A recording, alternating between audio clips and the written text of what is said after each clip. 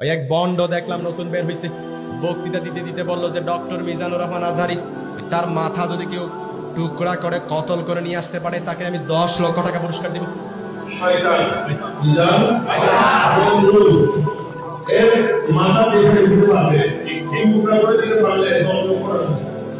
ভণ্ড, তার নাম সাদিকুর রহমান। আমার সহকারী আমাদেরকে দেখালো ভিডিওটা, আমি দেখার পর বললাম আহা, বিধর্মীরা ইসলামের বিরোধিতা করবে, বেদিন কাফেররা ইসলামের বিরোধিতা করবে, এটা মানা যায়। মুশরিকরা যখন ইসলামের বিরোধিতা করে এটা মানা যায়, কিন্তু যারা ধর্মের লেবাস পরে ইসলামের বিরোধিতা করে এটা কখনো সহ্য করা যায় না, ঠিক না? এজন্য এই ভণ্ডদেরকে বলতে চাই, এই ভণ্ডামের দিন শেষ, বাংলাদেশে ভণ্ডামি আর চলবে না, ঠিক না? কারণ ডক্টর মিজানুর রহমান আজহারি এই বাংলাদেশে একজনই। এই ডক্টর মিজানুর রহমান আজহারির যত মানুষ তার আলোচনা শুনতে যায়, একজন মানুষকে কি টাকা দিয়ে নেওয়া হয়?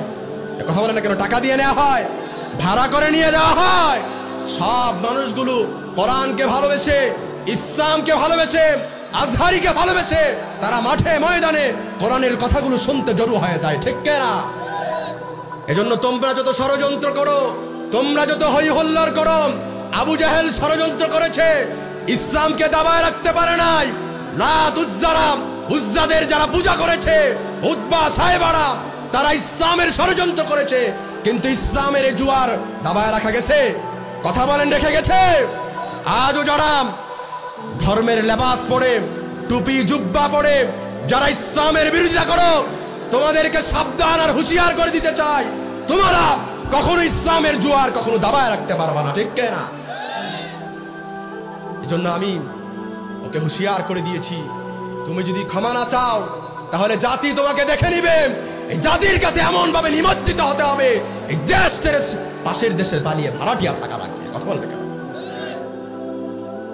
এজন্য আবু দারদা রাদিয়াল্লাহু তাআলা আনহু বলতেন, কোন আলেমান, আলেম হও, আও মুতাআল্লিমান, অথবা আলেমের ছাত্র হও, আও মুহিব্বান, অথবা আলেমকে ভালোবাসো, আও মুত্তাবিআন, অথবা আলেমের ফলোয়ার হও, ফালা তাকুনুল খামিস, এই 4টা হয়ও কিন্তু 5 নাম্বার হয়ও না, ফাতুহলিক, তাহলে ধ্বংস করে দিবে কে?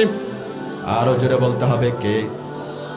এজন্য যারা আলেম বিদ্বেষী, আলেম দেখলে ভালো লাগে না, ইসলাম দেখলে ভালো লাগে না, মসজিদ মাদ্রাসা দেখলে ভালো লাগে না, বুঝতে হবে তার ভেতরে ঝামেলা আছে, ঠিক না?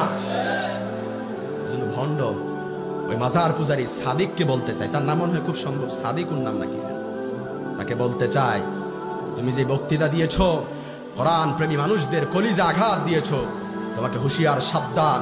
শীঘ্রই যদি তওবা না করো, জাতির কাছে ক্ষমা না চাও, তাহলে এমন ভাবে তোমাকে শায়েস্তা করা হবে যেটা কল্পনাও করা যাবে না, ঠিক না? কারণ এই বাংলার মানুষ ইসলাম প্রিয়, তাওহীদ প্রিয়, কোরআন প্রিয়, বলতে হবে ঠিক না?